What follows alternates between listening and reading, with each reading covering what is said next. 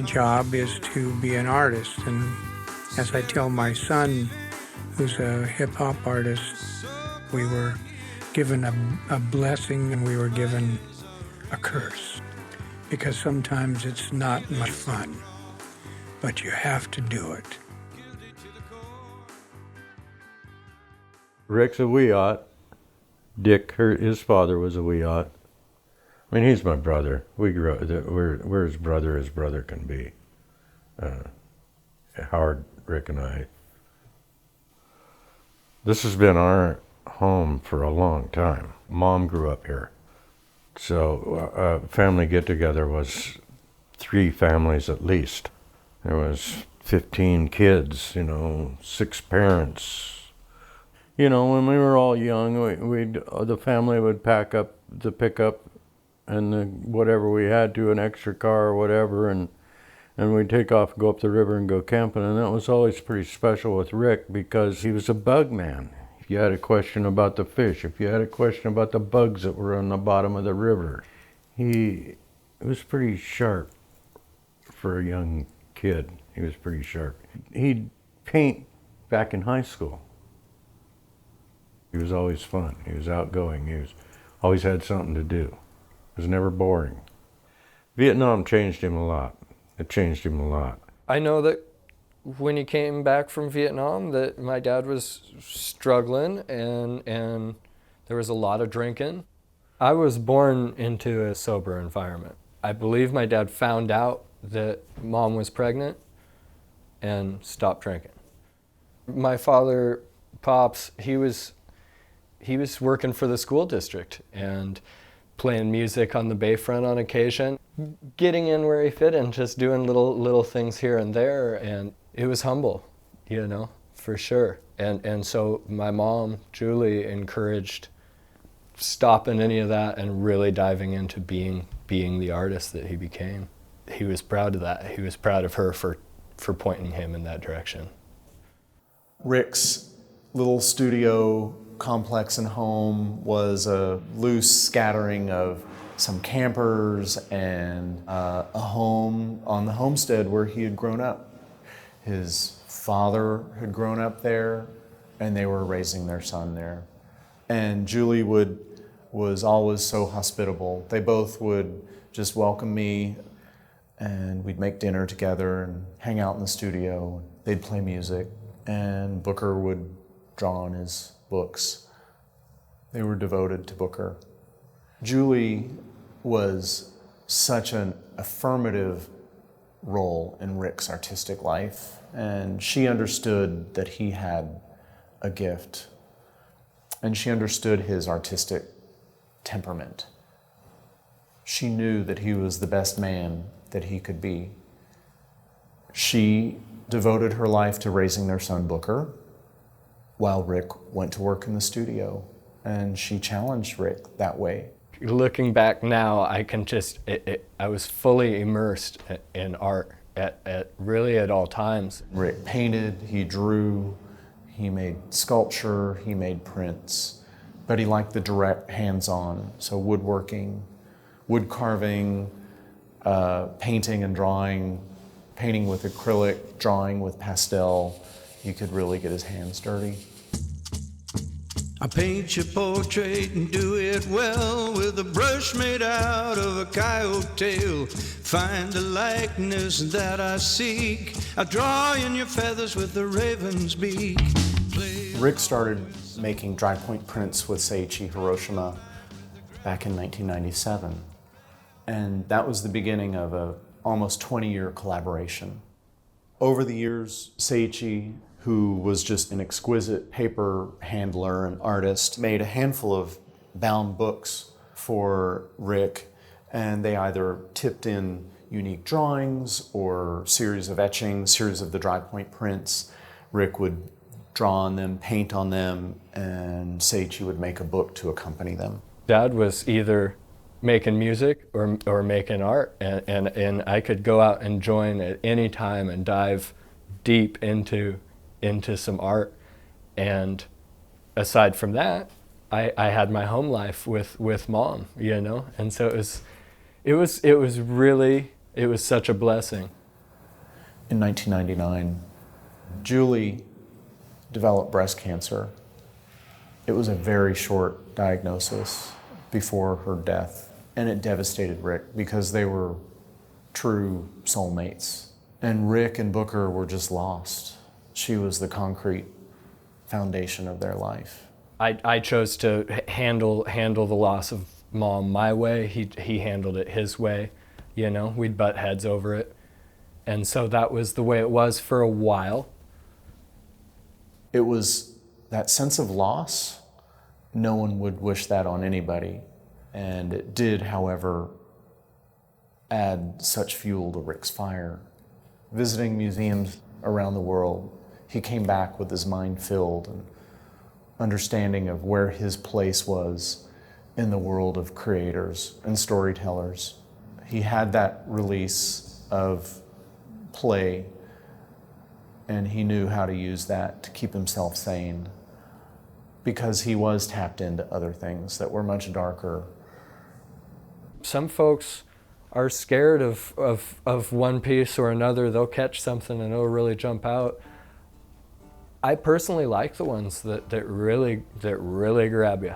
It really appeals to me. Something about the fact that he could get that out, and man, that must have felt good. I'm gonna buy me a black dog. Let him bite if I wanna see. I'm gonna buy me a black dog. Let him bite if I wanna see. When I get to feeling blue like this, I'll let him chew on me. I'm gonna buy me a... William Jameson and Jeffrey Thomas had a gallery in Portland called Jameson Thomas. And they're the ones who kind of discovered, quote unquote, discovered Rick, but they took him on and really built a career for him. And then he went on to be with Charles at the Froelich Gallery. The eagle rests on the peak of the roof. The eyes pull at the mountain and influences the light as it floats in the span of upheld hand. You've discovered a raven, whiskered beak, swooping shiny over the ripple of light on water. The head reflects a white sheen. You think that you are an eagle. Well, that first one was with Rick in mind, talking about crows and talking about birds, and how sometimes we fool ourselves into thinking that, you know, we're this buffoon, we're this clown character, but we see ourselves in this reflection and we think we're so mighty that we're an eagle. It was something he made a comment of, and it really resonated with me. At some point along the way, I became a man, and I could come home and we could compare our work and we could enjoy the creative process together.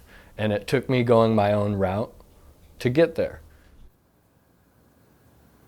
Well, this whole show is a selection of work from only 2014 and 2015, and then one object from 2016, this year.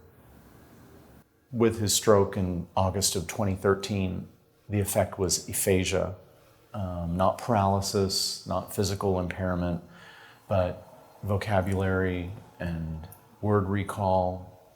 He lost all of his songs, and he said to me, "They can take away my words, but not my art." And the foot and stomping is a real powerful symbol to Rick and to the Wiat culture of Northern California.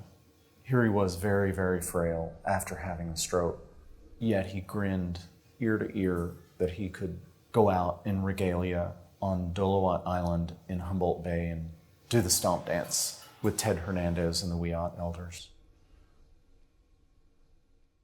He didn't just do this to provoke us. Rick saw things that he really didn't want to know or understand. He perceived them. His attention and acuity, his awareness of the universe multiplied after his voice was restricted. Well, this is the very last work that Rick completed and it is a bound book with hand-colored dry points. Rick would scratch plates and mail them back to Seiji. He drew about 20 plates last spring, and then Seiji arrives in mid-March, and Rick wanted to paint, and they got some watercolors together and set Rick up at the dining table at his house, and Rick started painting these dry points.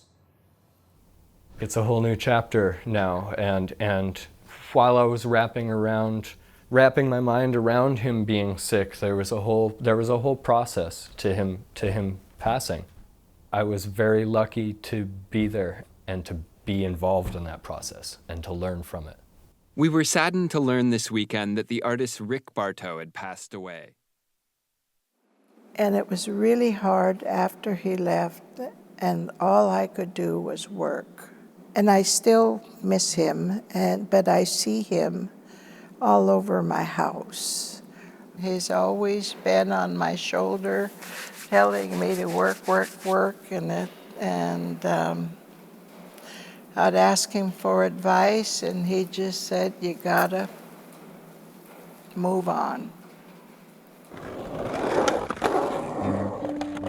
Dad did a great job of just letting me be me and recognizing that and letting me run with it. Now as an adult, I'm extremely thankful for that. Well, I see you in the doorway, and I see you by my bed. I hear your whispered words of love, how they echo in my head. It's a beautiful thing what he left here. The legacy is a beautiful thing. The community, the community is an amazing thing. What Rick left here, what my pops left. I believe I could wait forever for one more call. Imagine love. Imagine love.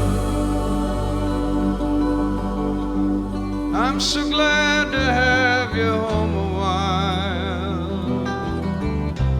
Hear the stories of your life. But the roads are long and lonesome, hoping things can work out right. And it's hard to see the past